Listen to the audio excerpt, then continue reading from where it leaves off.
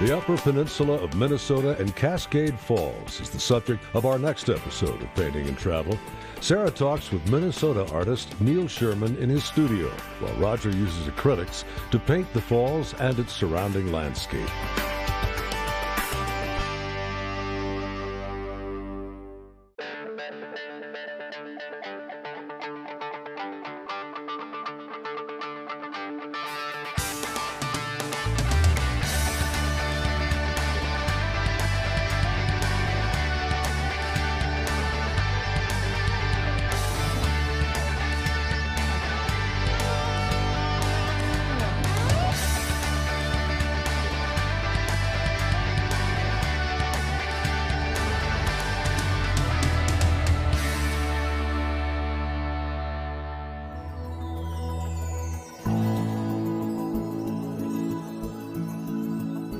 We're in the studio of Neil Sherman, who's part of the art colony here in Grand Marais, Minnesota. The art colony is very interesting. It started in the late 40s by Bernie Quick. He was an artist. He came up here to paint. He found so many beautiful subjects to tackle that he kept coming back and bringing his students. And you've been working on your career for at least 20 years. Mm-hmm. And you find unlimited subjects here to paint. Yeah, it's hard to choose sometimes. When I'm going out, I run through the catalog in my mind of specific spots. Because you have lighthouses, you've got Lake Superior, You've got all sorts of great rock formations, evergreen trees, and on and on and on. Yeah, a lot of it, what dictates where I paint is sometimes what the light is or the weather is doing. Mm-hmm. If there's kind of a stormy something rolling in, it's sometimes fun to be by the lake because you can get a lot of drama.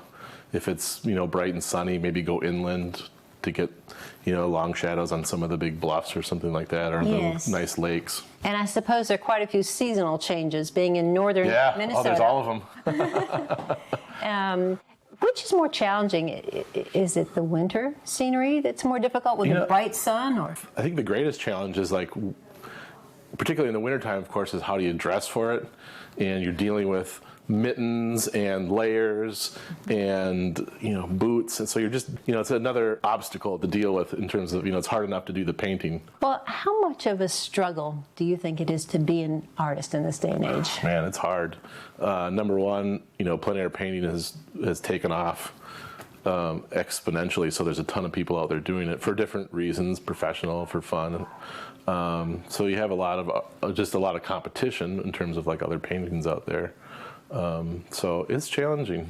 You seem to stay very motivated because even though I've just known you a few days, I know that you get up early, you come to your studio, you put in the hours, and then after the day is over, you still go out and paint. Because that's where Roger met you, out painting the rocks. Yeah. It's not the case every day, but it definitely does take, I work full time at a gallery.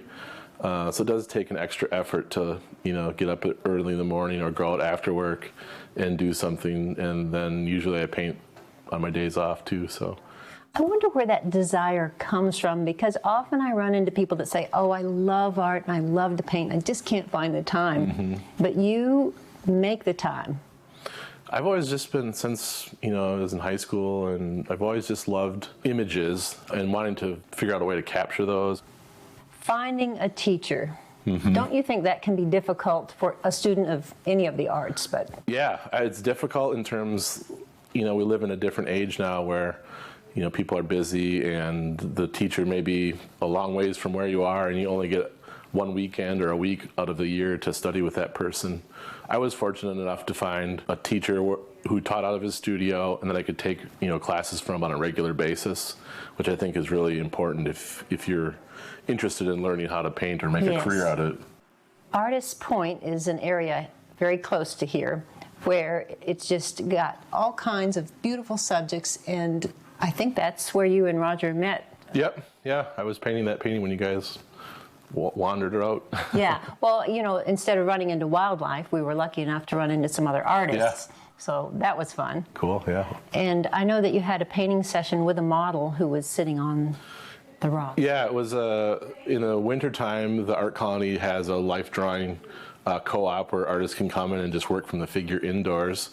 In the summertime, because the studio where the life drawing takes place is filled with other classes, there's usually nothing going on in the summertime for figure work, and people are always like, oh, can we do something in the summertime?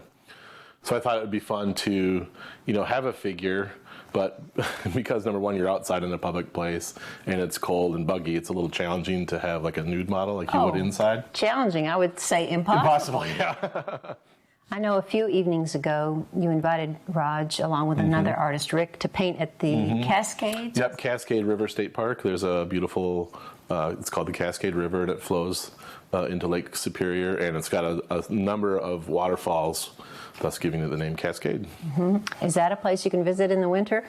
Yes, I actually painted there this winter. The river in late winter freezes over hard enough. There's places where you can, and the water level is low enough, you can walk across. Now, what kind of easel do you carry? I have a French easel, the traditional wooden box with the legs that fold out. Yes, and I suppose you take pictures along the way. Sometimes I do. I'm kind of a purist in that this is a tricky subject. I'm wondering if you don't hold very good visual images just in your mind catalog. Yeah, I have a pretty good sense of once I get something down where it needs to go, if the painting is working and all the colors and values are right. Do you make a study sometimes? Do you make several paintings of the same? Sometimes, subject? Yeah. Usually I try to just one shot and move on. Yes, Roger's like that too. Yeah, and if it works out, awesome. If it doesn't work out, try to not sweat about it too much. Have you painted any fishing shacks? Yeah, there's a great one just outside of town along the lake that is really only visible in the wintertime, and it's a view kind of from the highway behind the property. Of that. The leaves have gone, so you can get a nice view. And it's interesting how the snowy bank just goes right into the snowy Lake Superior. Yeah, yep. It was cold that day. Oh, I'll bet. Back in his studio, Roger's going to create a larger canvas of the Cascade Falls where he and Neil painted on location. To do the painting of these falls, I've stretched an 18 by 24 inch canvas. This is linen canvas, and I've toned the board with a combination of burnt umber and cerulean blue. Give me a nice sort of a neutral gray tone on there.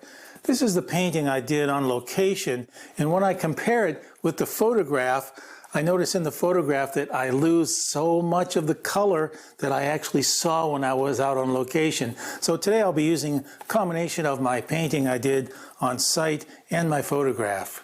Photographs can just never give you the amount of color and information that you can see when you're actually out there. I have a pretty full palette. These are acrylics, titanium white, ultramarine blue, cerulean blue, Indian yellow, cadmium yellow light, alizarin crimson, cadmium red light. These are 3 earth colors: burnt umber, burnt sienna, yellow ochre, and I have 2 greens, chromium oxide green and olive green. I'm going to start by just making a dark tone here with burnt umber and ultramarine blue, and then I'll just place this composition in here with my brush. I like the composition here of this. It really brings your eye in and up into the area here, which is probably the center of interest right around in here. There are a number of waterfalls in this area. They just keep going and going up the mountain. Cascade Falls. I'm going to use a 1-inch brush to block in these areas. And again, I'll use my dark colors here.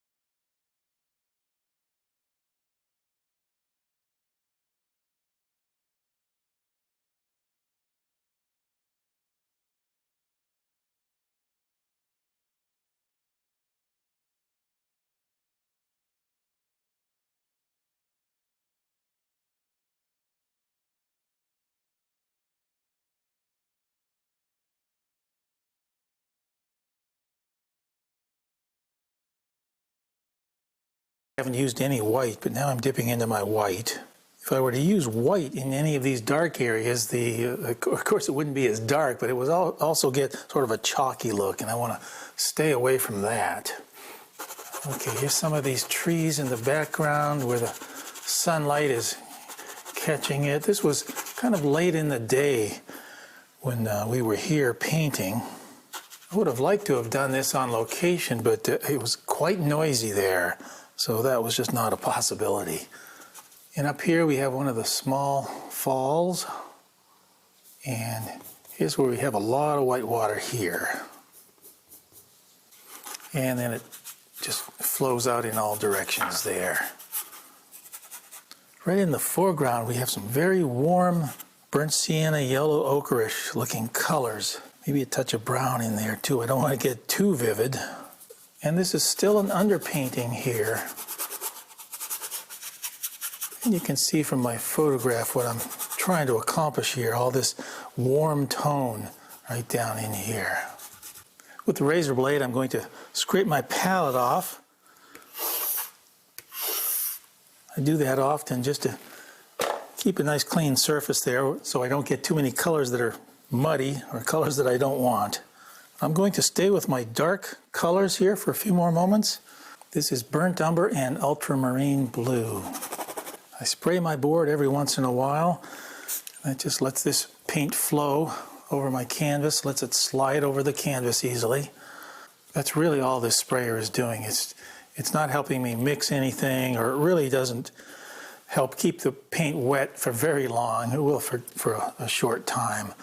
But the main thing with this sprayer is it just lets this paint slide over the canvas or the board much easier than if it were not a little bit damp. Got these very dark trees right up here, so I'm taking my olive green.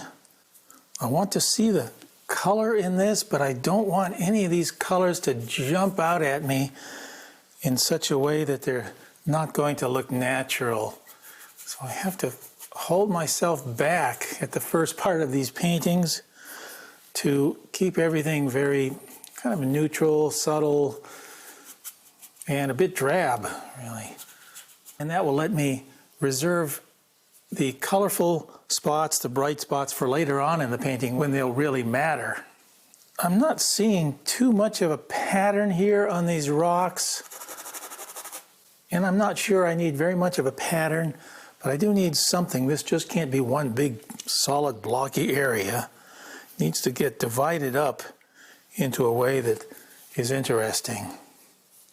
So that's what I'm trying to sort of figure out here as I go. My photograph really isn't much help, but I think my actual painting here I did on location is more help than the photograph at this point.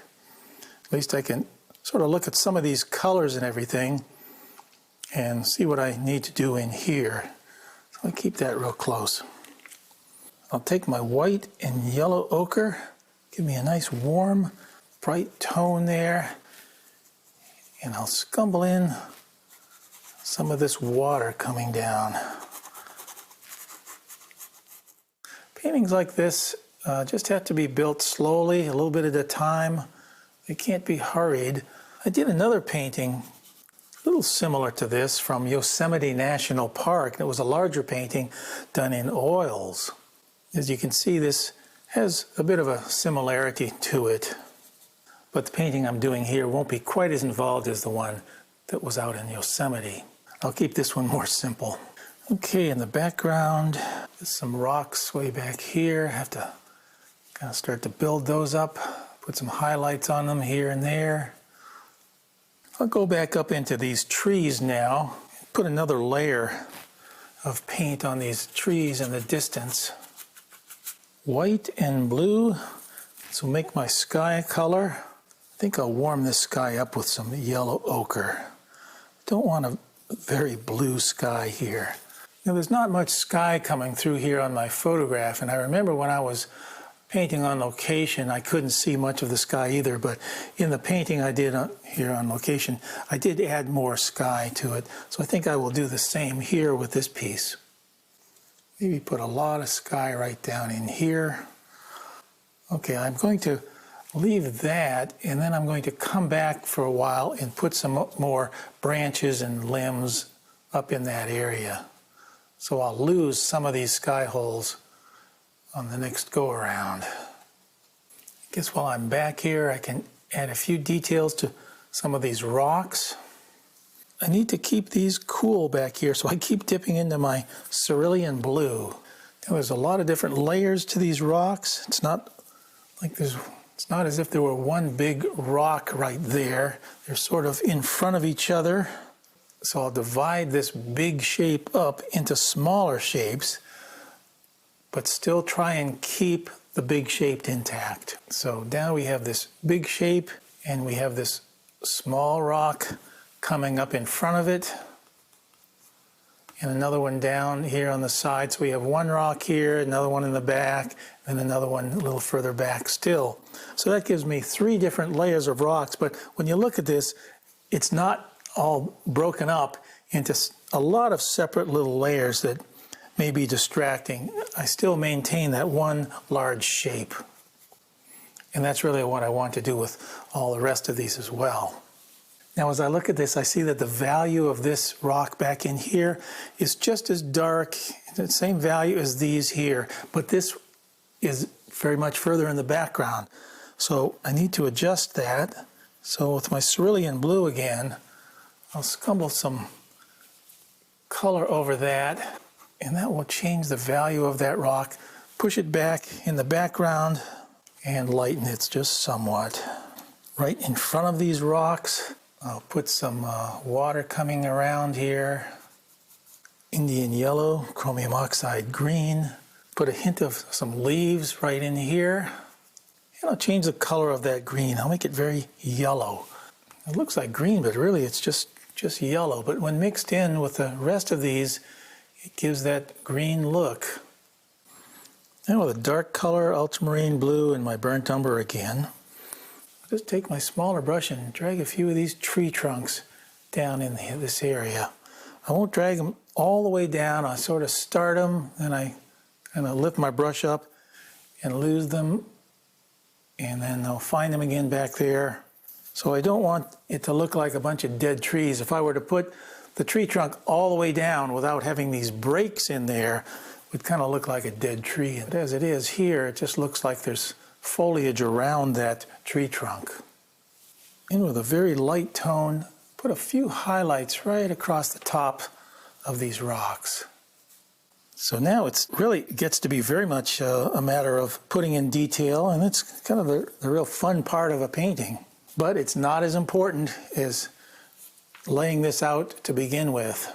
Okay, here I'll just add some more of these highlights along the top of these rocks. This is going pretty quickly, I think.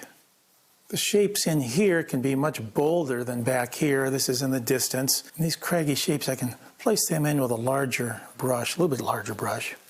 Okay, right down in here, I'm going to get my ultramarine blue and white and make this a bit more opaque right down here. This looks very thin, and I don't want all parts of my canvas to be painted very thin. I want some parts to be quite thick. So right here in the foreground where this is light, I'll apply that in a heavier manner. Just lay that on there.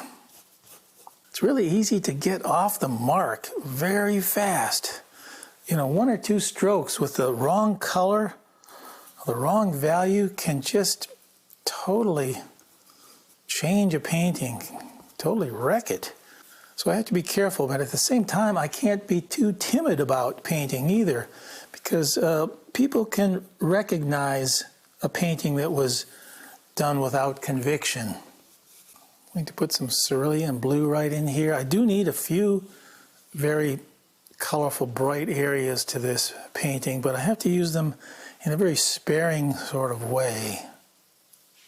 And using thick paint down in these areas also give a nice indication of the water itself.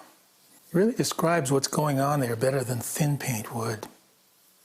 Now this area right here is in shadow, and over here it's getting hit by sunlight. So I'm going to try and make that distinction a little more clear. Again, using thick paint. Right here is where this shadow kind of ends.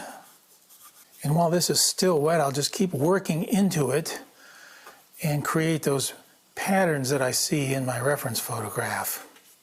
I just picked up a smaller brush, and with a nervous kind of a line, I'll just take this and create what I hope will look like that flow of water.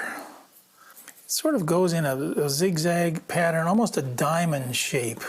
Loading my brush up here, I'm really laying this on quite thick. Letting the brush do a lot of the work. I'm just letting that brush kind of dance along there. It's creating a lot of its own marks. I'm holding this brush with a very light touch, just loosely, to let that paint just jump around on the canvas. Right here with a small brush, I'm going to tighten up a few of these patterns. And this is almost pure white I'm putting on here now. See how these little diamond patterns are starting to appear? The area in this painting where these trees are is rather dark, so lightening those here is probably a good idea.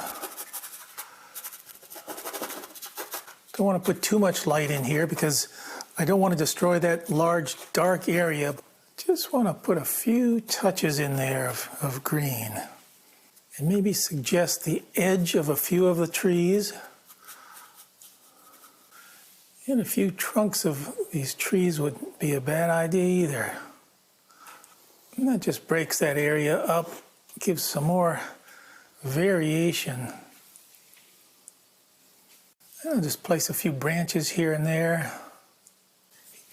Here are a few small touches of yellow where the light might be coming through the limbs and branches.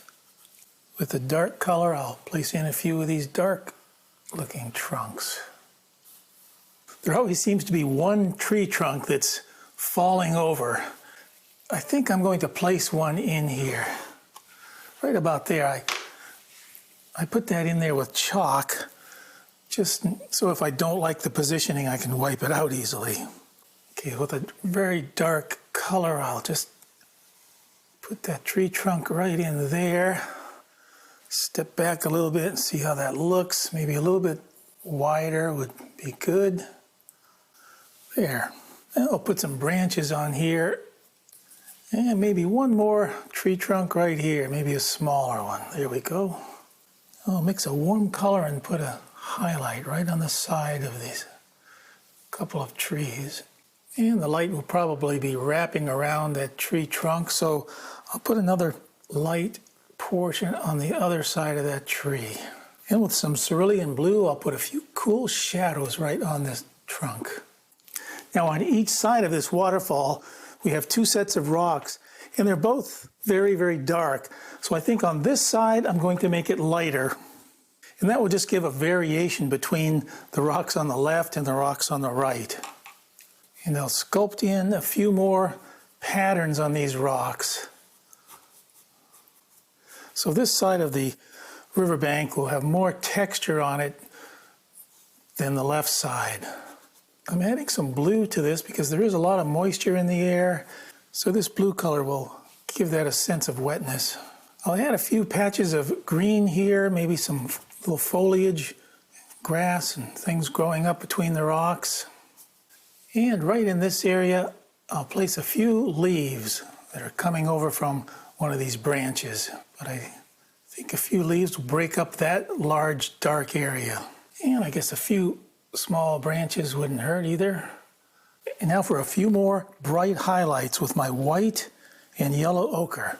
Just some rim lighting along the edge of these boulders that are protruding out.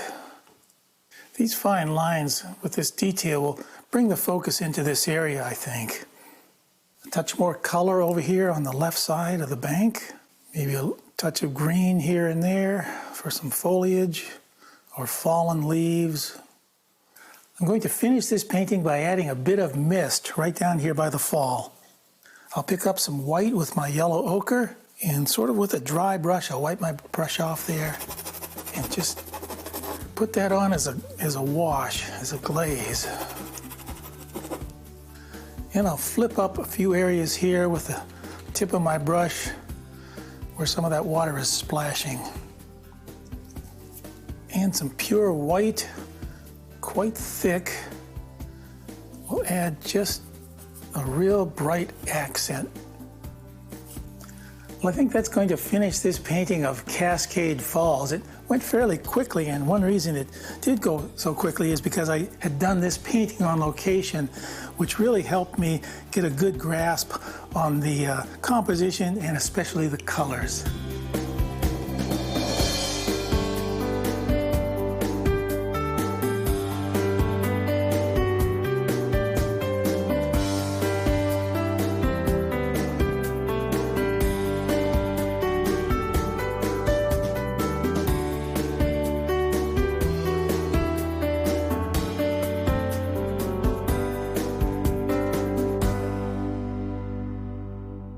Neil, have you ever painted a fishing shack? Yeah, there's a great one just outside of town. Neil, are there any good fishing shacks around to paint? Yeah, there's a really great one outside of town that artists have painted a lot.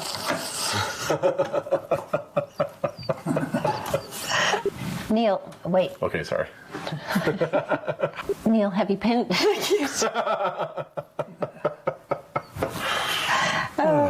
I'm too tired. Usually I can find it. I can't do it. It was cold that day. Oh, I'll bet. Okay, good. Woo. For more information about painting and travel with Roger and Sarah Bansemer, visit paintingandtravel.com.